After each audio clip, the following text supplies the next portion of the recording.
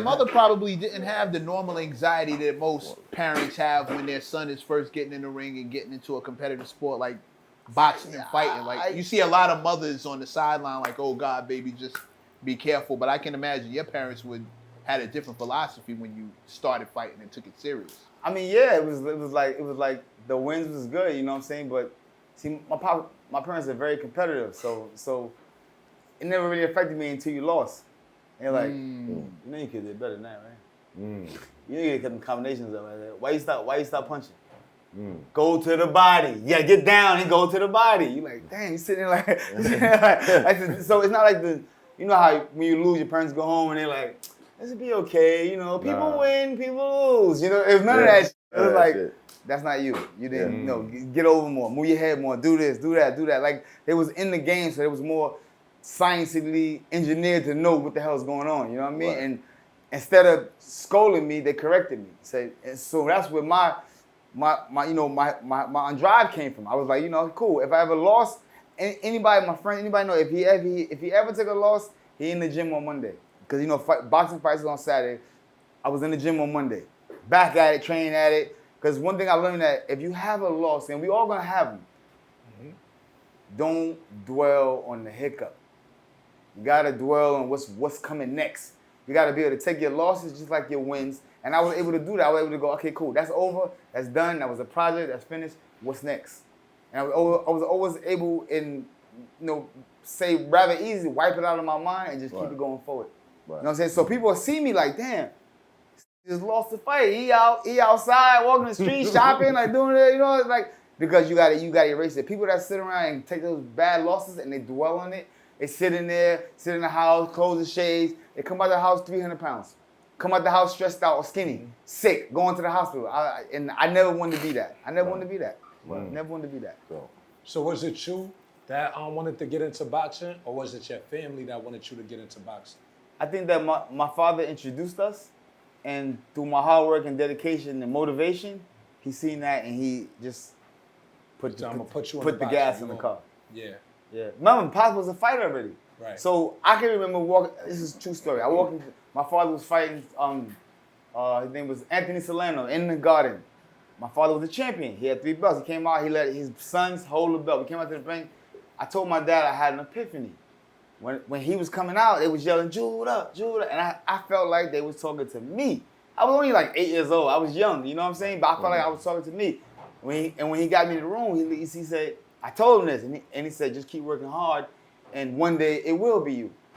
Just that he don't know what he did to me at that conversation. Right. You know what I'm saying? He don't know that whole experience of the walkout, of the going to the ring with your dad, the screaming, the trial. It put a battery in me that was like, oh, I can have this. Then being neighbors down the street from Mike Tyson, seeing Mike Tyson come through drop top Rolls Royces and all that, we like, from boxing? Hanging around Pernell Whitaker, being able for these guys to be tangible, me being a young kid, 16 years old, 17 years old, able to pick the phone up and call Pernell Sweet Pea Whitaker. This was the best. He was pound for pound the greatest at this time. Right. You know what I mean? That did something to my ego, to my soul, to everything. I was like, yo, I got to go get this. So now I'm 16, 15, sparring with Pernell Whitaker, learning, moving and grooving. When I get back to my house, to my regular guys, to my regular peers, guys that's on my level, they fool. They fool. They fool. I'm skillly here now. Now I take another trip. I'm going with Tyson. Tyson came to camp. I'm watching Mike. Mike come in the gym. Body niggas. No, you hear me? Body niggas. You know what I'm saying? Tell us about those times. So Mike come to the gym. Body. Knock him out. 3-4 dudes lined up. Knock all the guys out. I'm standing there. Zab is just having to train. I'm like, wait a minute. I'm going to try to mimic this shit that he just did. You know what I'm saying? I get in there. Shit happens. I'm like, oh. It worked. That's it. All this laid back, trying to Scooby-Doo shit. No, get in there and just get rid of this nigga. Right. And that's what I started doing. And so now I'm with Mike. It's when he came home. We traveling the world. We going everywhere. He's the attitude, the energy, the everything. When you get in there, you can't be with Mike and get in there and be doing this shit like with nobody. You got to get in there and emulate the energy that you've been around. Right. And that's what I did. I was just knowing it from sparring to fighting to I mean, in a real fight, in a sparring match, like guys, when you call me for sparring, shit could get real. What was that experience like meeting Mike? Well, I met Mike when I was like 8 years old. So I was 8. Like I said, we was home in the house in Brownsville, and my dad woke us up. It was like 3 in the morning. He said, "Come here, I got something for y'all." Mike was standing right there in the house. You know what I'm saying? And I remember I used to, like I still stutter. I used to stutter real bad when I was younger. Like Wingate days, I was quiet in Wingate days. Why? Not because I was just cool. I couldn't talk. I was stuttering. I was, no, bad, bro. Yeah. You know what I'm saying? So I remember telling Mike, I'm gonna be champion of the world. And Mike looked at me like, yeah, just work hard. Again, another person. They don't know what they did to me with that. Right. That's one conversation. So what I always do, the reason why I'm saying this is because wherever I go at in the world, I always drop seeds on kids and young people coming up that's trying, they want to give advice. You let them know they can do it. They can do it. Put it in their hands and watch them do it. They're gonna manifest it. No joke. All they need is to be told by somebody. It's almost like my godson, Devin Haney. Everybody know Devin Haney. Yeah. Y'all watched him. He was 11 years old. He carried my undisputed championship ring belt to the ring. Look at him now. He's the undisputed champion of the world. You know what I'm saying? When a person is geared up and they see like life is, people grow up, they see outside every day. You know, in New York City, you grow up, you see this shit every day. You don't really have a lot of hopes and ambitions and dreams. But when you step outside, you go somewhere else and you see something else, you're like, wait a minute. I know we over here right now, but I just seen the homie over here. I went to their crib.